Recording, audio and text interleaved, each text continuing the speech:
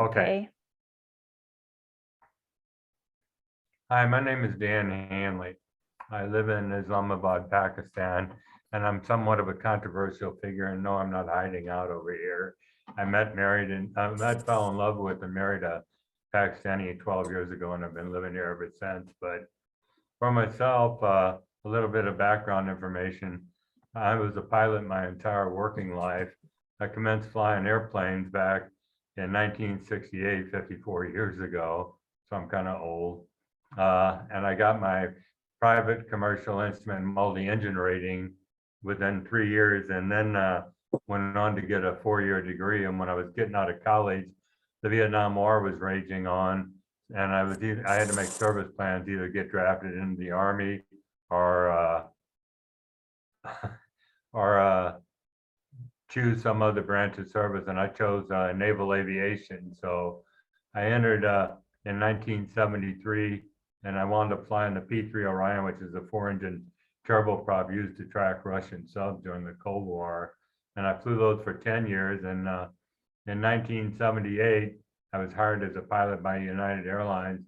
And over the course of the next 25 years, I flew 15 different airplanes, accruing about 20,000 flight hours. And my career ended tragically in 2003 because I was speaking out about issues concerning 9/11, was pulled out of schedule, wasn't allowed to see a flight surgeon or anyone, and they placed me on sick list and ultimately ran a psychological screen on me and grounded me for life as a pilot. And I fought that for 5 years with the U.S. government, and they closed my case without interviewing any of my witnesses or reviewing any of my evidence. So it was pretty heartbreaking for me. It destroyed a 27-year marriage. My kids, who blame me for the divorce, still believe the official 9/11 story, think I'm a whacked out conspiracy nut, and don't talk to me. And I lost about 4 million in pay, pension, and stock, and it destroyed my career and reputation, my 35-year reputation as a pilot. So it was devastating to me. But anyhow, with my experience that I have, I always say I can unequivocally state without reservation or embarrassment that I could not have flown the 9/11 flight profiles that those supposed hijackers flew at those speeds and altitudes with the precision that they flew them, especially the Pentagon profile, and neither could those hijackers. And we'll get into that here shortly. But currently, I serve as the director and international public spokesperson for a global grassroots effort called 9/11 Pilot Whistleblowers. And our website's at 911pilots.org, and we've got a YouTube channel at 911 Pilots. So if you want to go to that, you'll learn more information about us. But the purpose of our organization is to show that there were no Muslim hijackers at the controls of the 9/11 aircraft. It might sound astounding to you, but we contend that the aircraft were electronically hijacked and remotely controlled through employment of a system called the uninterruptible autopilot that takes control of the autopilot and flight management computer on a commercial jet aircraft and flies it wherever it wants. And once this system is engaged, the pilots cannot disconnect it. So I'll get into the development of remote controlled airplanes here shortly, but our goal has been to recruit both active and retired military and civilian highly trained pilots from around the world who will attest on videotape that not only could they not have flown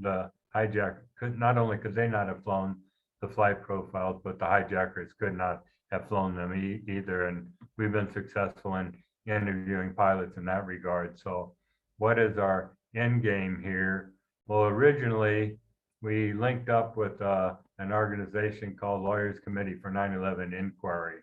And what was that? That's a group of US attorneys that got together with the biggest 9/11 whistleblowers in the world and compiled 57 evidence packages and presented them to a US attorney in New York, compelling him to convene a grand jury investigation into their allegations that World Trade Center buildings 1, 2, and 7, and yeah, there was a third building that came down that day, were brought down by controlled demolition and not by jet aircraft impact damage or the fuel fires that ensued. So our original plan was to get with them with our recorded interviews of pilots plus other evidence and present that to a U.S. attorney in New York.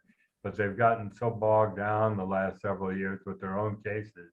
They kept telling us, you're not up at bat yet, you're still in the dugout, you're on the back burner, we'll get to you. So I'll tell you in a little bit what we've done in the interim. But in the website I mentioned on the home page, we talk about our purpose and our goal and the lawyers committee, but we give an example of what we're talking about when we're talking these flight profiles. You take American Flight 77 that struck the Pentagon, that was flown supposedly by a 29-year-old Saudi Arabian hijacker. The plane took off from Washington Dulles Airport and headed west for the West Coast, and it got to cruise altitude for a while before it did a U-turn and headed back into Washington, D.C.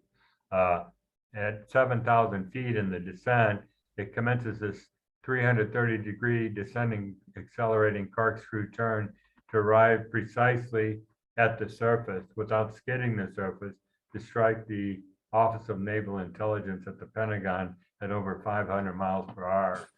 Now, and he did it on his first attempt. Now, this same maneuver was replicated in a simulator and flown by very highly experienced pilots, and they crashed every time they tried it. And yet we've been led to believe that Hanley could accomplish this amazing aerial feat on his first attempt. It's ridiculous, really. So in August of 2020, we decided to go, rather than go the legal route, we go the political route. And on behalf of the organization, I filed a report with the Federal Aviation Administration via their hotline, alleging that the uninterruptible autopilot was employed on 9/11 to fly these aircraft to their targets. And initially, the response was positive. They were cooperating with us and assigned an aeronautical engineer in Seattle to our program, to our case, I mean. And as we provided them with more evidence and it became apparent to them exactly what we were saying, that the aircraft were remotely controlled, they clammed up on us. They claimed that the investigation was complete and sent me a 2.5-page memorandum that was full of holes and lies. And we did request Freedom of Information Act information and caught them in a bunch of lies in this report. So I went back and said, don't dare close this case. There's more information forthcoming. Over the course of the last, say, 21 months, letters were sent out, phone calls made, emails made. I'll give you an example.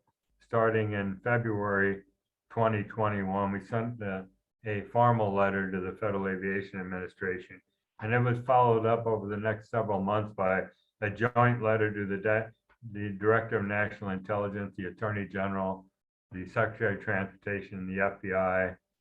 We sent another letter to the Department of Transportation Secretary, actually several letters, and finally to the Inspector Generals of both the Transportation and the Justice Department, and got nowhere. The phone calls got us nowhere, the emails got us nowhere, nor did the letters. So I wrote a letter to the President Biden, and of course, I didn't get a response there. And we realized that they had shut us down completely, that they weren't going to answer any.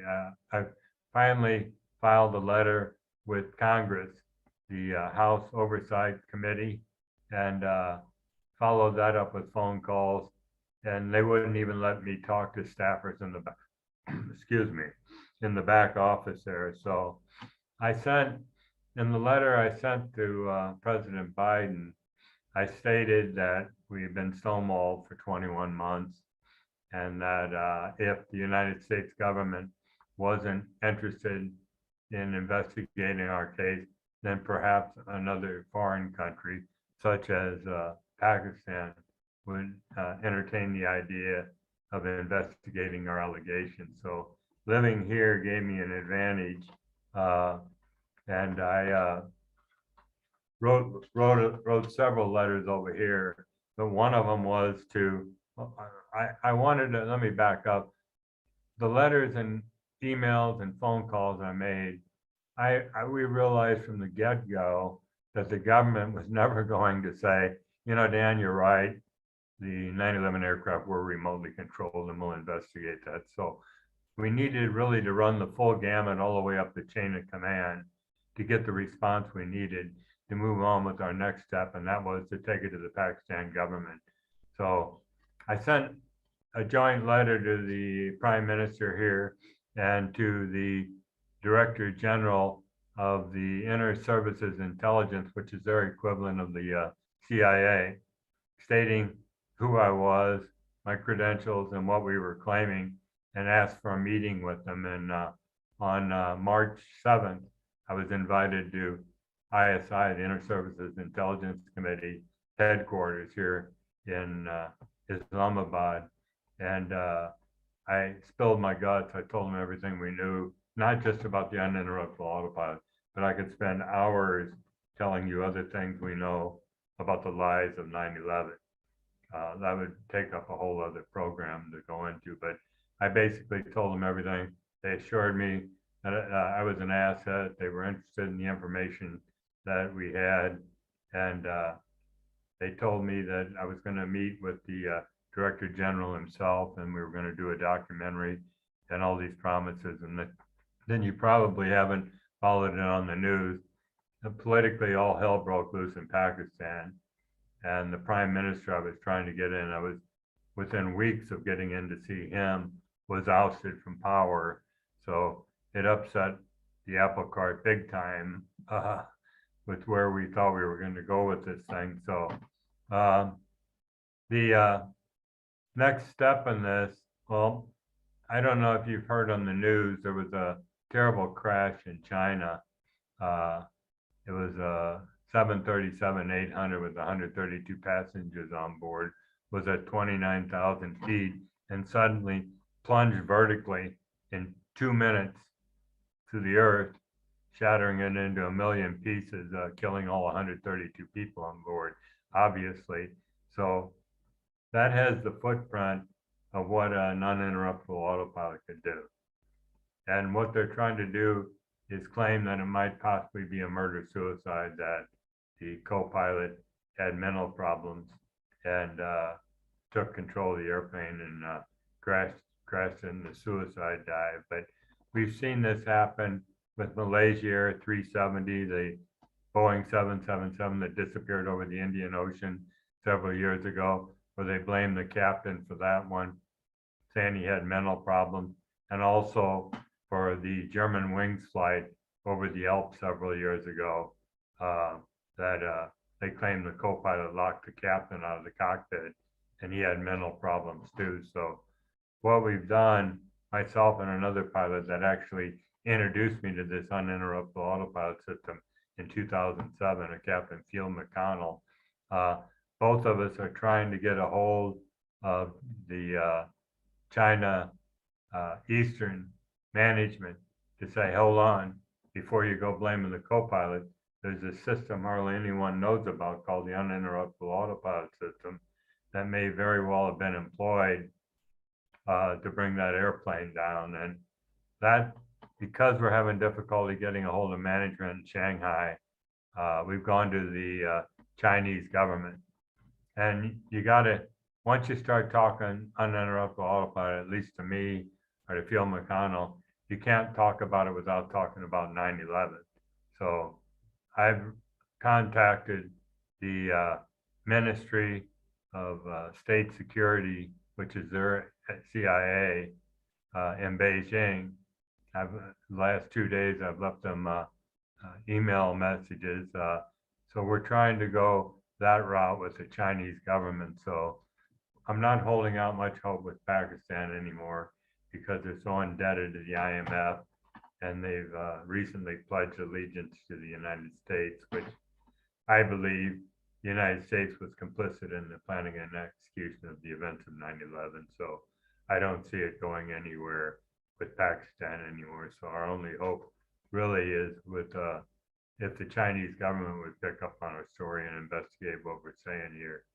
But getting back to the website that we have, there's several pages to it, and there's a menu tab at the top of it. It's 911pilots.org, okay? And what we do is a comparison of several things. We look at a Cessna 172, which is a light single engine airplane that these hijackers trained on, and we compare it to the size of a Boeing 767. Now you're talking about a 1-ton airplane versus a 100-ton airplane, one that goes 100 knots versus 500 knots, and one that's only 27 feet long versus 160 feet long. And we say, look, this would be akin to you having driven your family car for a year and then hop into a huge semi-tractor trailer, an 18-wheeler, get it up to a very high speed and try to drive it through a parking garage without scraping the sides of the truck. That's how accurate you would have had to have been with these airplanes that they never flew before, or getting into a Formula One race car that you'd never driven before and get it up to a high speed and not skid off the pavement with it. So then we compare next the cockpits of these two airplanes, a 172 to a 767, and you immediately see in these photographs. I wish I could show what I'm talking about here on the screen right now, but I can't.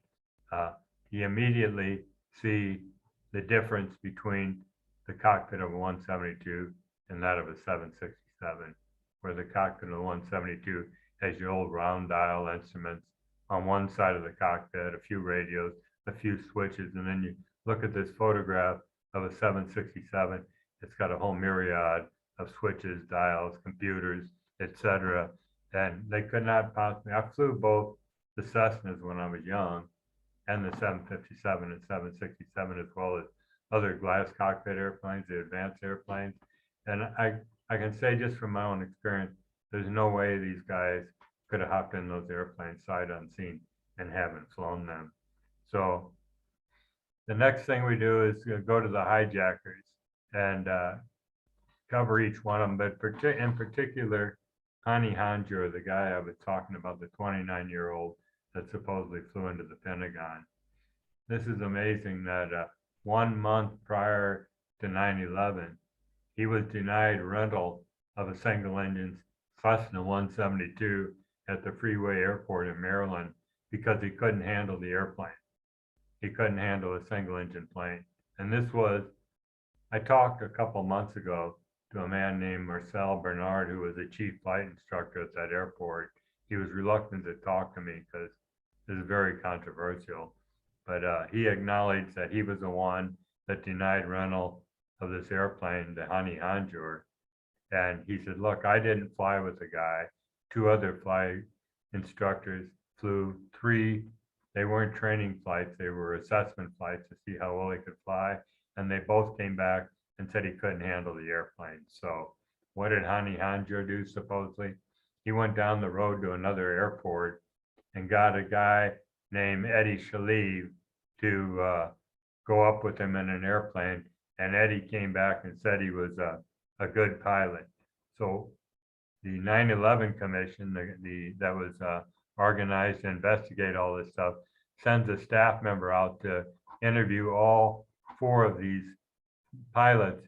And whose story did they buy? Eddie Shalev. And who was Eddie Shalev? He's an Israeli that was under contract with the Congressional Air Charter Airport down the road from the Freeway Airport, not vetted or anything. And what wound up in the 9/11 commission final report was a little end note that mentions Eddie Shalev's name once and the fact that Hanley was a good pilot. So it was a gross concealment by the FBI and the 9/11 commission about Hanley. So we could stop right there and say that none of these pilots were qualified to fly. All 3 of them had flight instructions. The ones that hit the building, so we don't even address the Pennsylvania crash, but all 3 of them couldn't have flown these airplanes. Then the next thing we do on the website, there's a remote control page, and we only have 10 pilots interviews up there because Facebook, YouTube start taking the interviews down, claiming they were hate speech. The censors there did, and there wasn't a word of hate speech on any of these interviews. But if you listened, excuse me, I need water. If you listen to these interviews, you hear 10 pilots saying basically the same thing. No, I couldn't have flown the profiles, and neither could they. And they give their reasons why, and they're all very similar. But it's backing up what I say on various videos that are on our website. But they're worth listening to. And finally, we go to the remote control page of our website. Now, a lot of people say there's no way in hell you could remotely control a large commercial jet aircraft. But if you look at that page of our website, remote control of big aircraft goes back over 75 years to 1944 at the end of World War II. The United States military launched Operation Aphrodite in Europe. And what they did was take old B-24 bombers, they gutted them out to lessen the weight of the aircraft, and put 30,000 pounds of Torpex, which is a highly incendiary compound, into the airplane. And pilots were required to make the takeoff, but once they got up in the air, they bailed out of the airplane. And these airplanes were remotely guided to targets in Europe. Now that was over 75 years ago they were doing this.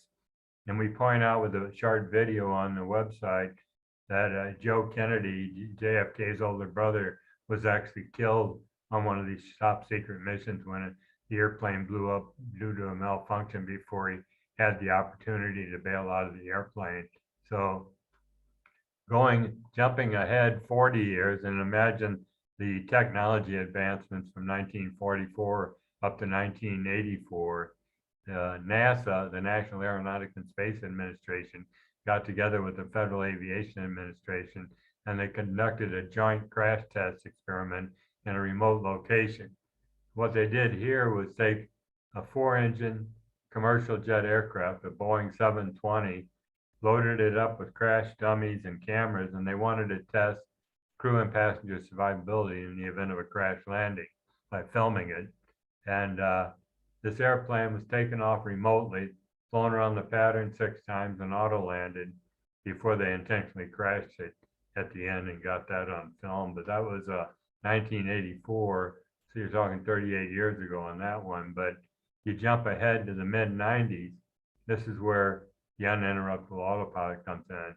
We have proof that this system was developed in the mid-90s prior to 9/11. Now there's a Wikipedia article out there. If you Google uninterruptible autopilot, the first thing that pops up is Boeing Honeywell uninterruptible autopilot, and it describes this system as I explained it. But it says the stated purpose of this system was to prevent would-be hijackers from commandeering a commercial jet aircraft in flight by remotely taking control of the airplane and fly it to one of 108 airports in the world. Okay, and then the article goes on. It's not that long an article, but it goes on to say there's a switch in the cockpit the pilots can activate. Well, that wasn't true. I was flying airplanes back then. Okay, they say what was the other? Oh, they said it was patented in 2006, which is misleading and leads you to believe the system didn't come into existence until much later after 9/11, when we know in fact it was the mid-90s that the system was developed and produced. So we have proof. We got 4 or 5 videos on that page of the website that if you read them, at the bottom of that page we ask, was it the hijackers that flew the airplanes, or was it the uninterruptible autopilot? You be the judge. We're not claiming, hey, here's what happened. What we're saying is what could not have happened, and that is the hijackers could not have flown it. And once you make that statement, you say, well, we know 3 airplanes hit 3 targets that day. How did that happen? And the only viable alternative explanation is the employment of this uninterruptible autopilot system. But it's interesting that not one pilot was permitted to testify before the 9/11 Commission as to the absurdity of this ludicrous notion that these hijackers flew those airplanes. Not one, not Eddie Shaleve, not the other 3 flight instructors. Nobody was permitted to testify, because if you'd gotten me on the witness stand, I would have laughed when they asked the question. And I think most pilots would too, but the remote control is the whole critical issue that we address on our website and our organization addresses. And we believe we cover all these enough on our website that you will conclude the same as we do, that the hijackers couldn't have flown the airplane. And once you say that, it blows the holy hell out of the official narrative. It exonerates Muslims. I live in a country with 200 million Muslims. It's the second most densely populated Muslim country in the world. And those that we talk to over here warmly embrace this notion that there were no Muslim hijackers, because it would exonerate the Muslims from any wrongdoing on 9/11. So anyhow, I don't think I have much else to say. Do you have any questions for me? Yes, Andrew.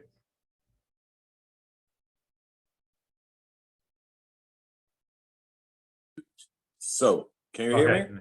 Now I can, yeah. Yeah. I believe there was a flight called Flight 307. 370? Yeah, 370. Yeah, Malaysia 370. Yeah. Can you tell us a little bit about that one? And the yeah. Okay. That one, I was actually on Malaysian TV twice. They contacted me and wanted me to talk about it. And Phil McConnell, that I mentioned to you, was actually given a first-class round-trip ticket from his home in Wisconsin to Kuala Lumpur to brief people there on the uninterruptible autopilot. But that airplane took off out of Kuala Lumpur at night, headed towards Beijing. And once it got airborne, it made a couple of sudden turns, lost communication. Nobody could contact them. The transponder, which is the equipment used by air traffic control to radar identify the airplane, was shut down. So that is identical to what happened on 9/11. Aircraft veered wildly off course. Their communications was shut down. They couldn't make any communication with them. And it disappeared out over the Indian Ocean. And they found one part in the water. They never located any other wreckage. And there's all kind of speculation about what happened there. Some people believe it was taken, the airplane was vectored to Diego Garcia, which is a small island out in the Indian Ocean, and passengers were snuffed there. There's another story going around that there were 4 Chinese and Malaysian scientists on board that had the patent on this microchip that had military applications. The 5th person that had ownership of the patent was Jacob Rothschild. And when the other 4 were killed or disappeared in this crash, he obtained sole ownership of this patent.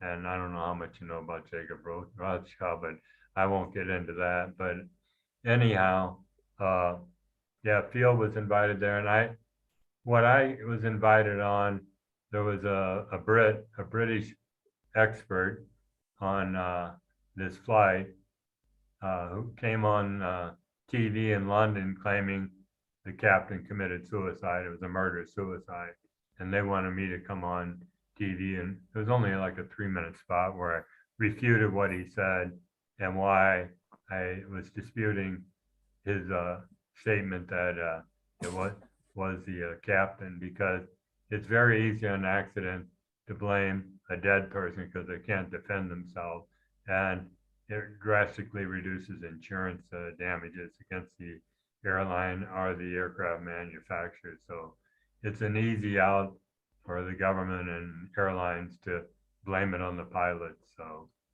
that's about, is that pretty much a summary you wanted, Anders, on Malaysia 370? Yeah, that was a good answer. Yes. we have to pause, take a end this meeting and start a new one because I only have this 40 minutes. yes, 40-minute version of Zoom. So we just leave the meeting and you're welcome again, and then I can start record again. Okay. Okay. Who's going to send me a link? Didn't you had the link? Oh, I have a link. Yeah. So use that Yes, same you one. just yes, you take Okay. the same Good. link. Yes. Okay. I'll leave and see you in a minute. Okay. Yes, see you Bye-bye. in a minute. Bye. Bye bye. Right.